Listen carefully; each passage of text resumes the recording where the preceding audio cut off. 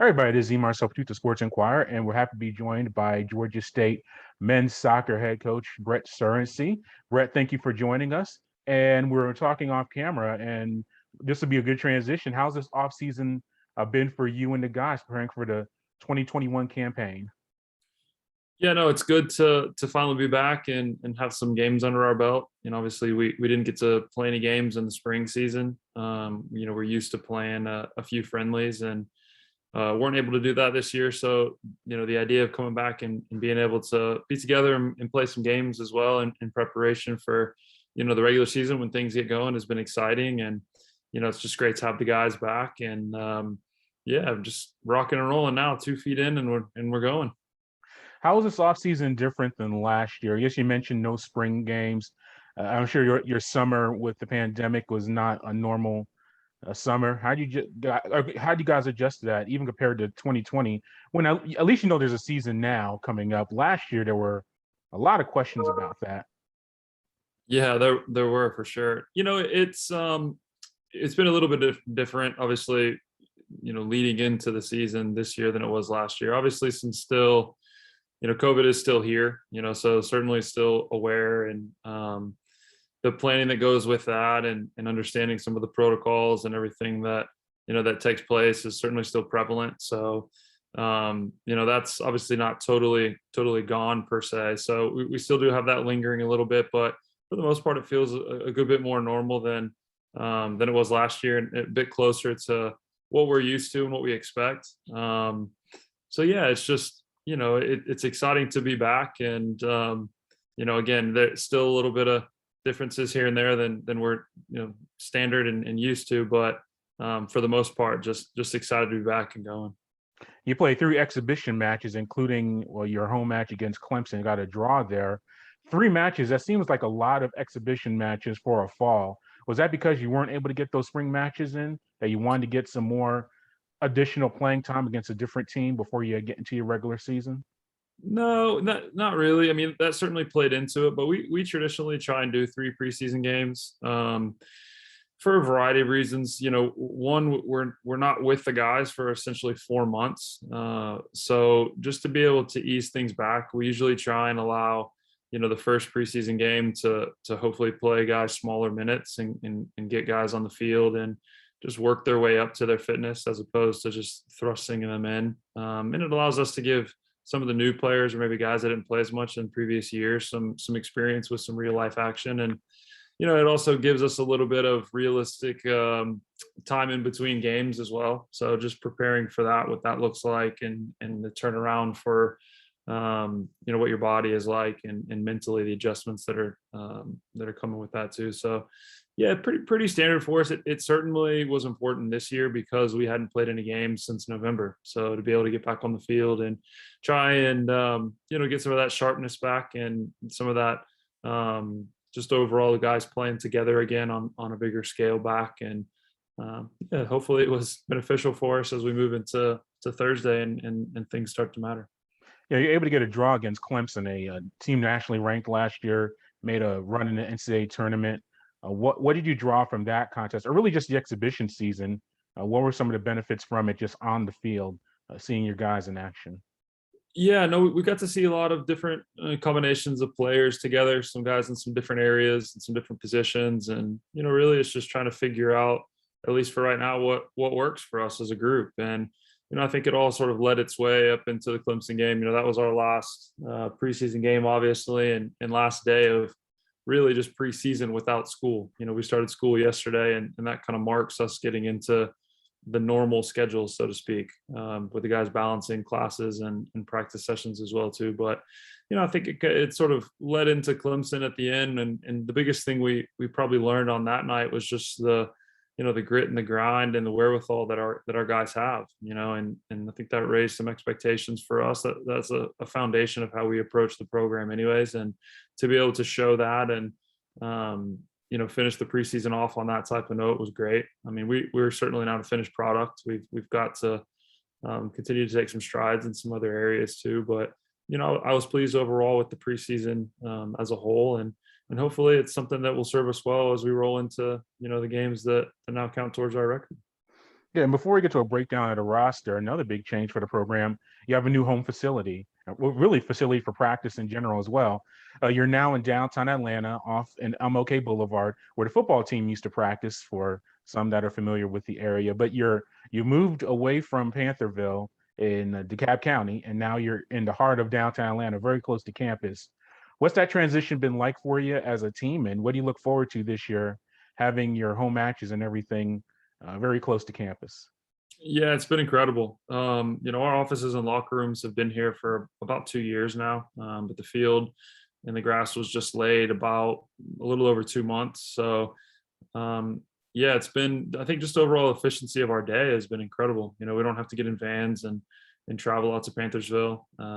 So that gives guys just more time within their day and, allows us to be a bit more flexible sometimes in the things that we do. And that part of it has been great. And then when you look at the actual facility, it's amazing. The grass is coming in and the surface is beautiful. And just the simplicity of walking out, walking out the door and being on the field and being at training has been really great. So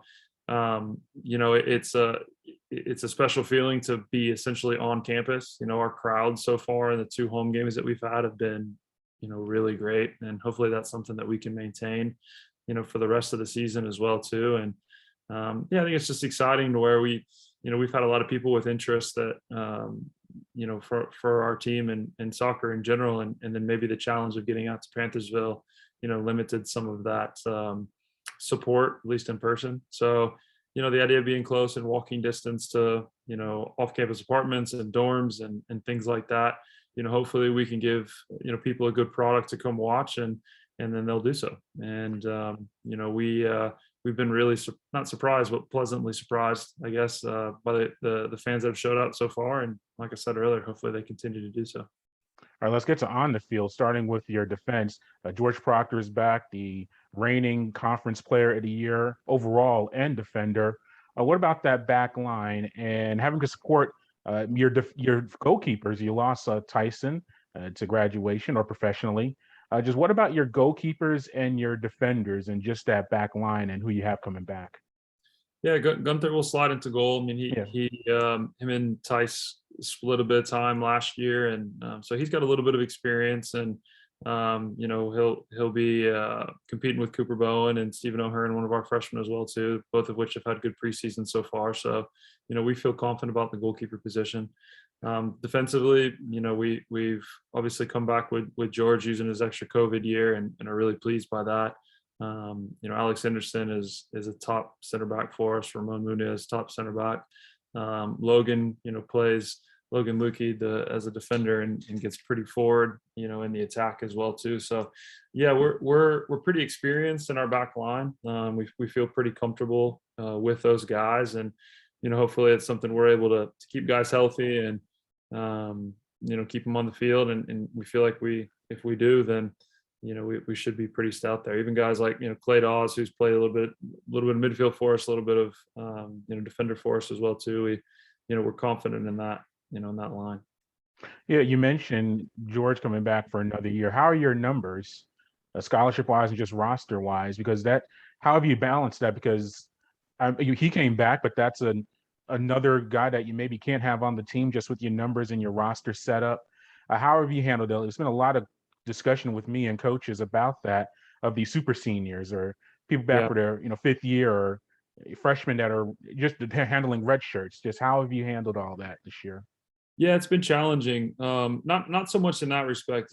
We heard about that early enough in our season last year where we were able to plan for it as a program. But I think moving forward, it presents some interesting challenges. Because it's hard to ask a freshman, in his first year or his second year, what he plans to do with a COVID year now. And knowing that he'll likely be graduating, and does he want to get a master's? Is the master's he is interested in, if he is available at Georgia State, or so there's a lot of different factors that play into that. And it obviously affects the incoming kids as well too, because like you said, there may be guys that are staying around longer than anticipated. So yeah, it's made team management and recruiting different for sure. But it's just it's new territory and we're kind of figuring it out as we go. But everyone's kind of in the same boat with that respect, I feel. So, we'll figure it out. It may take us, a little longer than anticipated,